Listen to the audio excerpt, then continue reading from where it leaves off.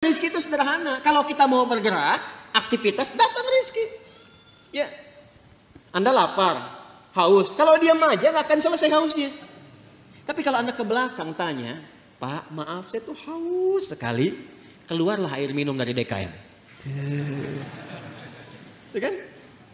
Tapi saya juga lapar, Pak. Emang Bapak nggak bawa makanan ke sini? Enggak, keluarlah kemudian makanan. Jadi kalau kita mau bergerak, ada itu rizki. Anda keluar tuh. Begitu di perempatan jalan kan orang cuman prit. Anda parkir. Tiba-tiba dengan peluit itu baru keluar sedikit prit. Kadang dia nggak pakai peluit sekarang itu. Mundur. Balas kiri. Gitu kan? Kita tanya kenapa emang yang kanan kan sudah dibalas sama yang kiri. Balas kiri. Balas jalan. Dengan kalimat gitu aja Anda mengeluarkan uang kan? Kasih oleh Anda 2.000. Makasih Pak. Kasih 5.000. Makasih Om. Ya? Udah pindah tuh. Kasih 10.000. Makasih Bos. Gitu kan?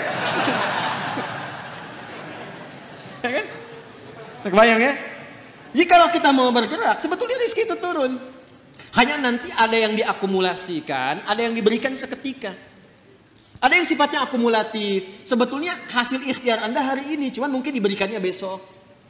Pernah nggak Anda cari pekerjaan? Bahasa manusia ditolak di sini, tolak di situ, tolak di sini. Pernah ya begitu ya? Tapi tiba-tiba setelah seminggu, 2 minggu, 1 bulan, Anda mendapatkan pekerjaan yang tawaran gajinya di luar ekspektasi Anda. Pak mau nggak nih? Ada peluang 9 juta. Ternyata itu hasil ikhtiar Anda dari hari pertama, kedua, ketiga dapatnya itu. Paham sekarang ya? Itu hukum pertama. Jadi nggak bisa mendapatkan rezeki dengan diam. Selalu ada ikhtiar.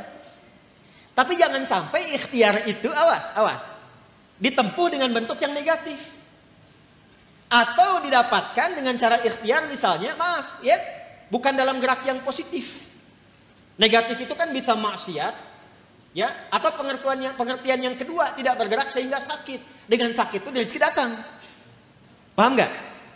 Anda nggak minum sampai sakit, tuh kan? Nah, begitu sakit, tiba-tiba datang orang nengok, bawa buah, gitu kan? Bawa makanan. Jangan diikhtiarkan dengan sakit untuk mendapatkan itu. Paham? Atau yang kedua, dengan cara maksiat. Seseorang menempuh maksiat, menempuh cara yang tidak dibenarkan, yang menimbulkan persoalan. Sesuatu yang menimbulkan persoalan, kemudian persoalan itu bisa diurai sehingga lurus kembali. Keadaan yang lurus, benar, gak ada soalnya, itu disebut dengan halal namanya. Dari kata ahalla yuhillu. Kata ahalla dari kata halla. Orang Arab kalau mengatakan hillul mushkilah, artinya, atau hillul ahbal, benang yang kusut bisa diurai lagi. Sehingga dia menjadi lurus.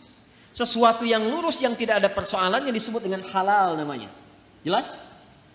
Nah maka ketika Anda menempuh mencari rezeki ini, carilah yang lurus-lurus saja. Cari yang lurus, jangan cari sesuatu yang membuat kehidupan Anda jadi kusut.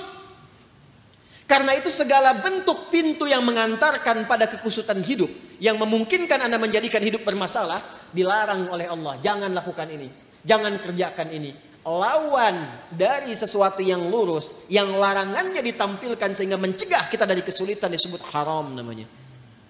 Karena itu dihadirkan lawan halal itu dengan haram. Halal pada asalnya menunjuk pada keadaan lurusnya, sedangkan haram hukum pencegahannya. Saking sayangnya Allah kepada kita, saya inginkan hidupmu itu lurus, jangan ada masalah. Jangan sampai kamu bapaknya yang korupsi, anaknya yang dibully. Jangan sampai bapaknya yang bermasalah, anaknya yang di sekolah yang diserang oleh teman-temannya. Anak SD diteriaki, bapak kamu koruptor ya, bapak kamu koruptor ya. Apa Anda tega melihat anak Anda bermasalah di sekolahnya hanya karena perbuatan bapaknya? Tuh. Maka kata Allah yang lurus-lurus saja. Gak usah menipu, gak usah korupsi, gak usah nyogok, lurus aja. Kan tadi tahu rizkinya sudah ditentukan, gak akan tertukar. Besok meninggal juga kok. Mau meninggal besok? Paham gak? Paham sampai sini ya? Nah, kalau sudah paham, kalau sudah dapat yang itu, cari yang baik-baik untuk tubuh kita. Tadi jangan sampai mendapatkan sesuatu, betul cara dapatnya halal. Cuman mengonsumsi yang lain yang kira-kira gak sehat untuk tubuh. Dapat harta dengan halal, beli durian.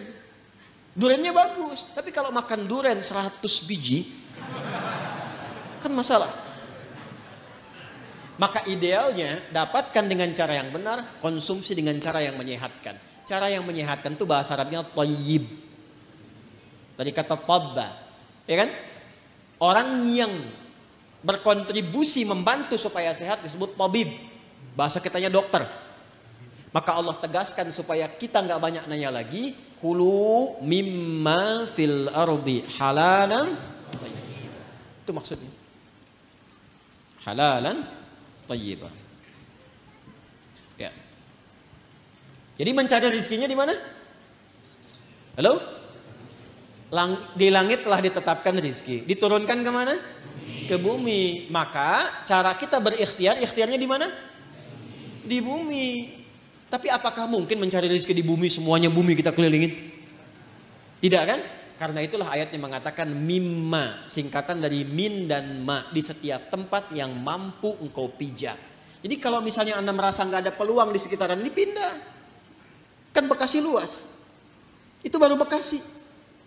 Nggak ada di PTM pindah PJS, nggak ada PJS pindah Greenview, nggak ada di sini pindah Pekayon. Pekayon aja masih luas. Nggak ada di selatan pindah utara.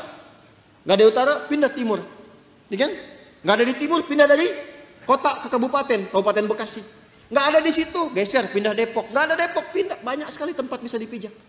Jangan jadikan alasan ketika nggak menemukan di satu tempat, Anda berbuat maksiat. Bukan Anda di sana maksudnya ya, ini contoh aja umum. Jangan jadi alasan, kalau Anda tidak mendapatkan di satu tempat, jangan jadikan pijakan itu untuk berbuat maksiat. Aduh, udah sekarang susah Ustaz jadi yang halal, itu aja yang haram susah. Kenapa sih harus selalu banyak alasan? Allah sudah menjamin, kenapa manusianya bikin susah? Paham sampai sini?